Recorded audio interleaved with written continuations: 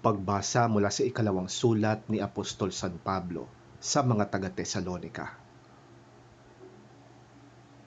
Mga kapatid, iniuutos namin sa inyo sa pangalan ng Panginoong Hesukristo na layuan ninyo ang sinumang kapatid na tamad at ayaw sumunod sa mga itinuro namin sa inyo. Alam naman ninyo na dapat ninyong tularan ang aming ginawa. Hindi kami naging tamad nang kami kasama pa ninyo. Hindi kami nakikain kanino man ng walang bayad.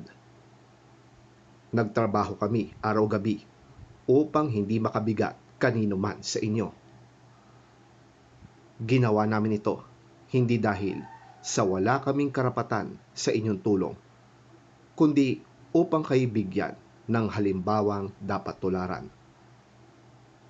Nang kami ay kasama pa ninyo, ito ang itinuro namin sa inyo.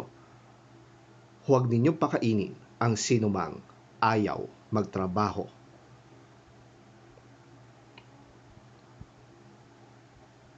Ang Panginoon na pinagmumulan ng kapayapaan ang siya nawang magkaloob sa inyo ng kapayapaan sa lahat ng paraan at pagkakataon. Naway sumainyong lahat ang Panginoon.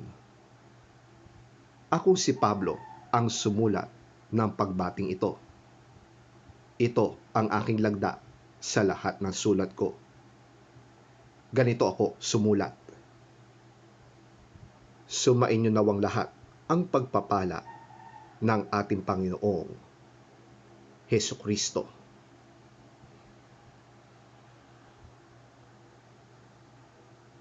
Ang salita ng Diyos.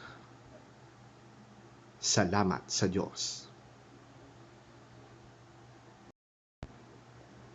Ang mabuting balita ng Panginoon ayon kay San Mateo. Papuri sa iyo, Panginoon. Kahabag-habag kayo, mga tagapagturo ng kautusan at mga Pariseyo, mga mapagkunwari. Ang katulad ninyo'y mga libingang pinaputi, magaganda sa labas, ngunit ang loob ay bulok at puno ng kalansay. Ganyan-ganyan kayo. Sa paningin ng tao'y mabubuti, ngunit ang totoo'y punong-puno kayo ng pagkukunwari at kasamaan. Kahabag-habag kayo, mga tagapagturo ng kautusan at mga Pariseyo, mga mapagkunwari. Ipinagpapatayo ninyo ng libingan ang mga propeta at pinapaganda ang mga puntod ng mga taong namuhay ng matuwid. Sinasabi pa ninyo, kung kami sana'y nabuhay sa kapanahunan ng aming mga ninuno, hindi kami sasama sa pagpatay sa mga propeta. Sa sinabi ninyong yan, inaamin na ninyong kayo'y mga anak ng mga nagpapatay sa mga propeta. Sige, tapusin ninyo ang pinasimulan ng inyong mga ninuno.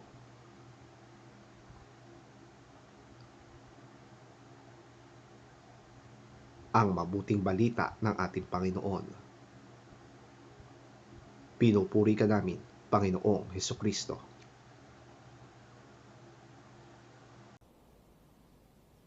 Woe to you, teachers of the law and Pharisees, you hypocrites!